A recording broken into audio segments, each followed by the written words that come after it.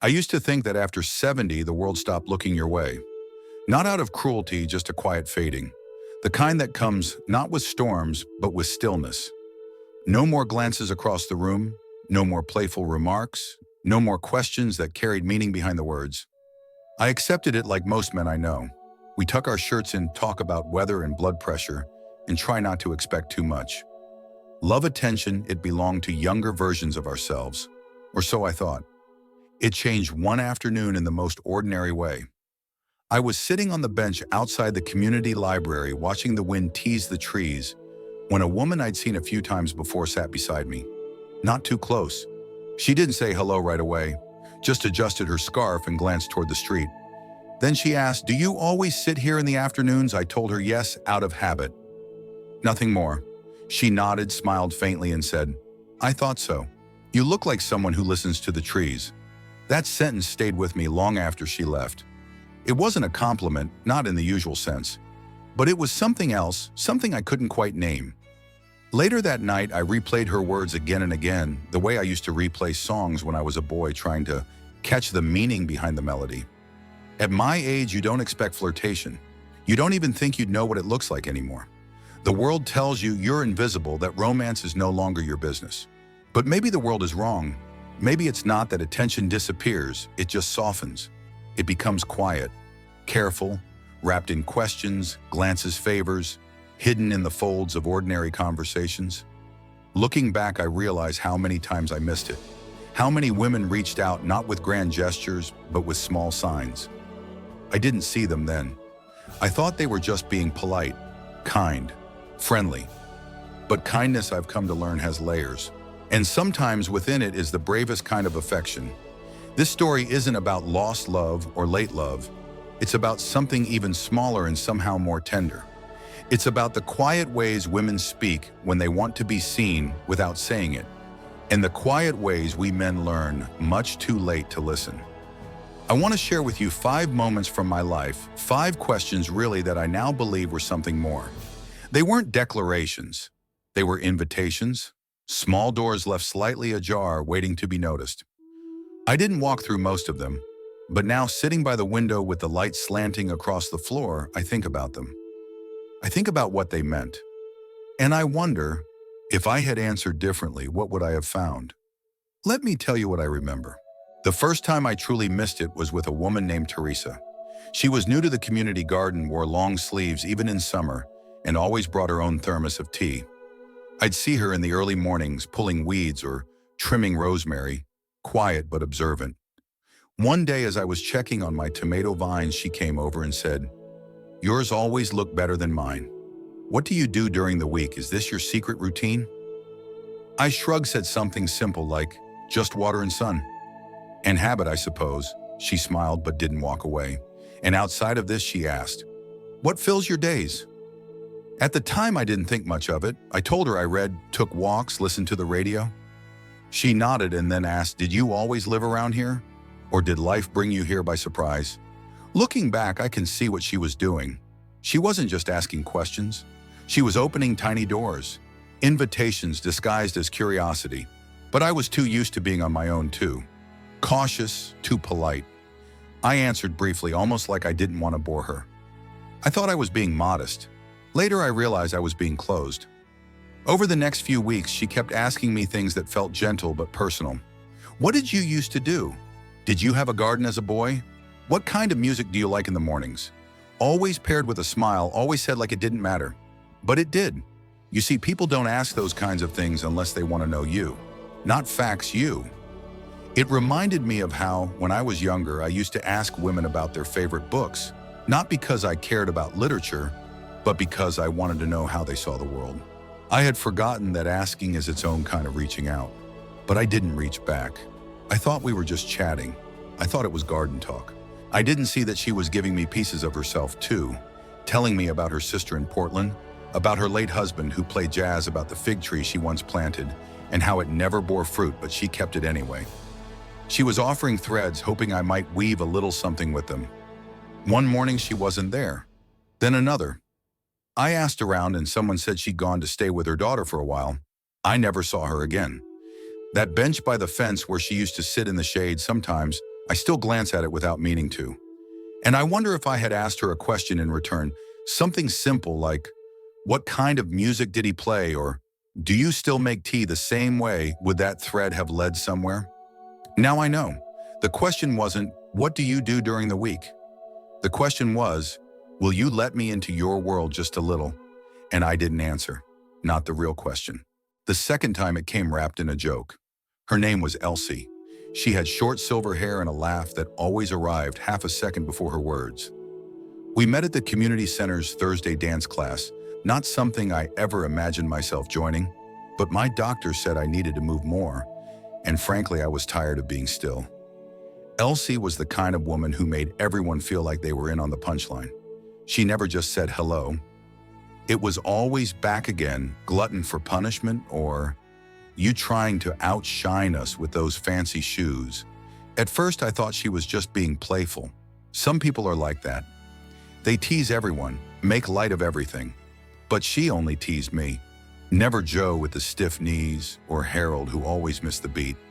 It was always me she nudged softly with her words. You've got that look, she once said, tilting her head. Like you know all the steps, but you're pretending not to. I chuckled, told her I barely remembered my left from my right, but her smile lingered a little longer than it needed to.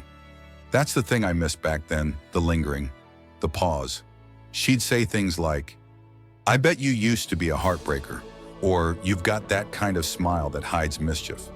Each time I brushed it off, smiled politely. I told myself she was just being friendly, trying to keep things light. I didn't want to misread anything. At our age, you get cautious about that, afraid to assume too much.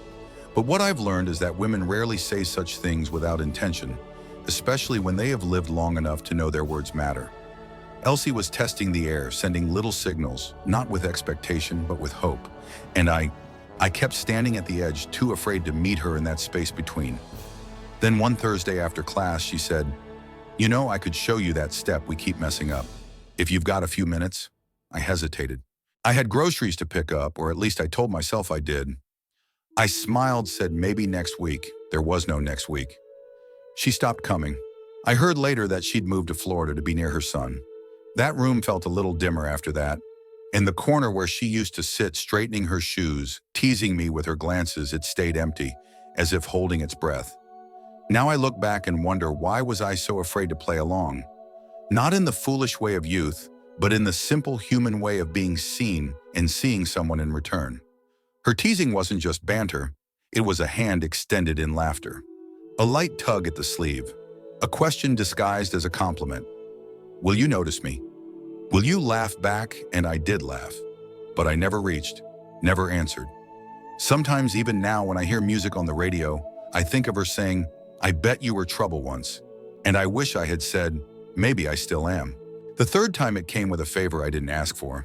Her name was Myra. She lived 3 doors down from me in the small cul-de-sac we all jokingly called the Loop. We weren't close, not really. We'd wave when taking out the bins or watering the hedges. But one morning I opened my gate to find a small tin of lemon shortbread on the step wrapped in a clean napkin with a note that simply said, thought you might like these. M. I hadn't mentioned liking sweets. In fact, I had once told her in passing that I was trying to watch my sugar. But I also remembered more clearly than I should have that a few weeks earlier we'd both been at the post office, and I had bought a small pack of lemon cookies while waiting. She had laughed and said so much for being careful. Apparently she remembered. I brought the tin inside, sat at the kitchen table, and I stared at it longer than I care to admit. It wasn't just cookies. It was a knock, a quiet one, and I didn't know how to answer it. Later that week, she knocked for real, said she was headed toward the pharmacy and could grab something for me if I needed. I told her no thank you, that I was fine. The truth was, I didn't need anything, but part of me wished I did. That's when the small things began. She'd bring over soup after rainy days, saying she'd made too much. One time she left a newspaper folded open to the crossword with a pen tucked in. You're the only one I know who actually finishes them, she wrote. Still, I told myself, she's just kind, thoughtful, nothing more. But kindness, as I have come to understand, is sometimes the boldest way a woman speaks. I didn't realize that each act was a thread she was sewing gently between our lives, not demanding anything. just offering warmth in small, precise gestures, hoping maybe that one day I'd hold the other end. And I didn't. I thanked her, smiled, sometimes gave back the tin or the book with a note. But I never invited her in, never sat beside her in her garden chair when she waved, never asked her what made her think to bake that day. One evening weeks later, I saw an ambulance in front of her house. It wasn't serious, just a fall, they said. She recovered, but her daughter came after that, packed her things, took her away. I never saw Myra again. The day after she left, I found another note tucked into the crack of my door. No cookies this time, just a folded scrap of paper that read, "Take care of yourself. You were a bright spot in this place." That's when it hit me. She hadn't been just helping, she had been choosing me, quietly, deliberately. And I, thinking I was being respectful, had stood still, too still. Now sometimes when I open a book or walk past the empty house, I wonder what if I had needed help that day? What if I had let her carry one thing from the pharmacy? Would the thread she offered have become something stronger? Her favor wasn't about errands. It was a question. Can I be a part of your ordinary life? And I never answered. The fourth time came through something so small, I nearly missed it entirely. A memory returned to me that I had forgotten I ever shared. It was during a book club I attended every other Wednesday, more out of habit than enthusiasm. We sat in a circle of soft chairs in the library's back room, all of us holding paperbacks we half finished and opinions we mostly kept to ourselves. Her name was Lillian. She wore dark green cardigans and glasses that always slid down her nose. She wasn't loud or particularly expressive, but she listened, really listened, the kind of listening that made you forget you were speaking. One evening while discussing a novel about a grandfather and his grandson on a camping trip, I casually mentioned, barely even a sentence, how I once took my grandson Theo fishing at the old lake near my brother's farm. Just a throwaway story, really. I think I said something like, "Didn't catch much, but he was thrilled with the worms." Everyone laughed and the conversation moved on. 2 weeks later, I arrived a little late. The chairs were already arranged and Lillian was setting down a paper cup on the table next to mine. As I sat, she smiled and said, "Did Theo ever get his fish?" It took me a moment to understand. And when I did, I felt something inside me pause. She remembered, not just the lake, not just the fishing, but my grandson's name. A single moment I had shared without thought had landed somewhere soft inside her. And now she was offering it back to me. That was no accident. Over the next few sessions, she'd do the same, bring up something I'd said in passing. That I missed my dog Benji, that I had surgery on my hip last winter, that I drank my coffee black, but always with cinnamon on Sundays, because that's what my late wife used to do. Little things I hadn't realized I'd told her, but she remembered them all. And each time she brought one up, it felt like a tiny light flickering on, not just in the room, but in me, as if I was becoming more visible. I never told her how much that meant. I just smiled, answered, maybe made a joke. I didn't know how to receive that kind of attention gracefully. I wasn't used to being remembered. The week she stopped coming, no one said anything, just an empty chair, quiet and unfilled. I later heard from the librarian that her daughter had moved her closer to family, said she'd been having trouble with her vision. And just like that, she was gone. Now, when I sip cinnamon coffee on Sundays, I sometimes find myself wanting to tell someone, Lillian remembered that. Because memory, I've come to understand, is not just a function. It's a form of affection, a silent way of saying you mattered enough for me to carry a piece of you with me. And that day she asked about Theo's trout. She wasn't just being polite. She was asking, will you let me carry part of your story? And I smiled. But I never truly said yes. The fifth time came in a form I understood too late, a compliment that didn't sound like one. It was a cold morning, the kind where breath fogs in the air and your fingers ache before you've locked the car door. I had shown up early for a church group coffee, mostly out of routine, not expectation. The hall still smelled faintly of polish and instant coffee. I poured myself a cup and sat by the window watching frost bloom along the edges of the glass. She came in not long after Miriam, a woman with quiet posture and eyes that made you feel like she had already figured something out about you. She sat near me, not too close, and we made the kind of conversation people our age often do, weather knees, grandkids. But somewhere between her sipping tea and adjusting her coat, she said, "You know, it's rare to meet a man who listens without needing to interrupt. It was said so gently I almost missed it. I laughed, brushing it off. I guess I've just slowed down. But she smiled, not politely, not distantly, warmly. You make space, she said. Some people fill a room with noise. You make room for quiet. That's different. I didn't know how to respond. I muttered something like, well, it's easier than talking too much, and sipped my coffee to fill the silence. But inside, I felt something stir.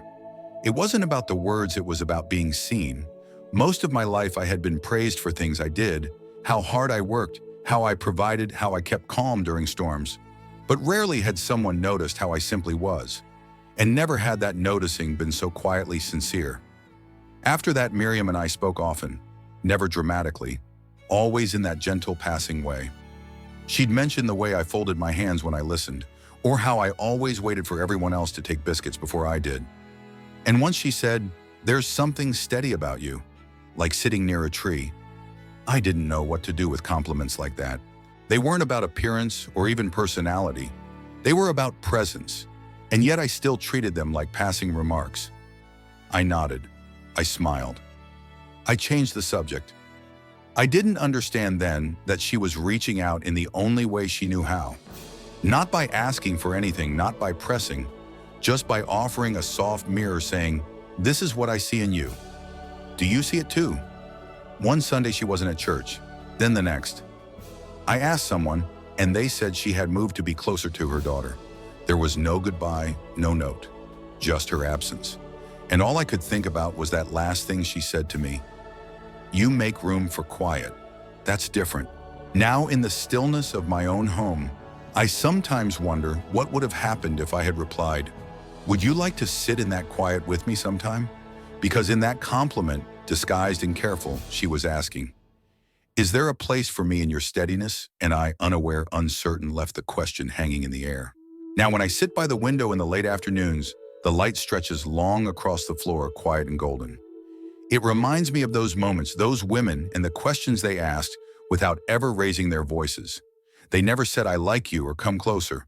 Instead, they asked if I still listened to music, if I wanted help with a garden hose, if I remembered the taste of cinnamon in coffee.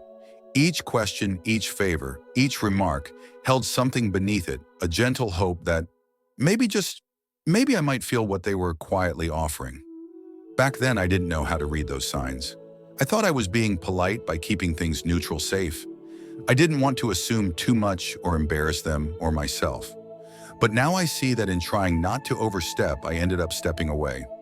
They weren't asking for grand romance. They were asking to be known, to be seen, to be part of something again, even if just in small, steady ways. And I caught in my old ideas of what interest looked like, what it should sound like, missed the new language it had taken on. Age doesn't make us invisible. It just teaches us to speak differently, in whispers instead of declarations, in presence instead of pursuit. Sometimes I wonder if I could sit beside each of them. Now would I answer better? Would I notice the door slightly open, the kindness with weight behind it, the compliment shaped like a leaf caught in the breeze? I think I would. And maybe that's why I'm telling this story. Not because I need to relive it, but because someone out there, maybe you, is standing at the edge of a quiet question right now. Someone is asking you in their own way, do I matter to you? And if you listen closely, if you look past the words, you might just find the answer waiting inside you. So the next time someone remembers something small or brings you tea without asking, or teases you about the way you hum when you think, pause, look up, meet their eyes. Because the attention we thought had faded hasn't gone. It's only changed shape. And now as I reach the twilight of this day, and perhaps of many, I hold those unspoken questions close. They were never just small talk. They were echoes of affection, quiet as a breath. I missed many of them, but maybe you won't. If this story spoke to something in you, if it reminded you of a time you were seen or a moment you nearly missed, please consider subscribing to our channel, Wisdom of Elderly. Here we share stories not of endings, but of quiet awakenings, truths that unfold slowly, like late blooming flowers. We grow not younger, but deeper. And before I leave you, let me ask one last question. If someone asked today, gently, carefully, is there space for me in your quiet life? Would you say yes?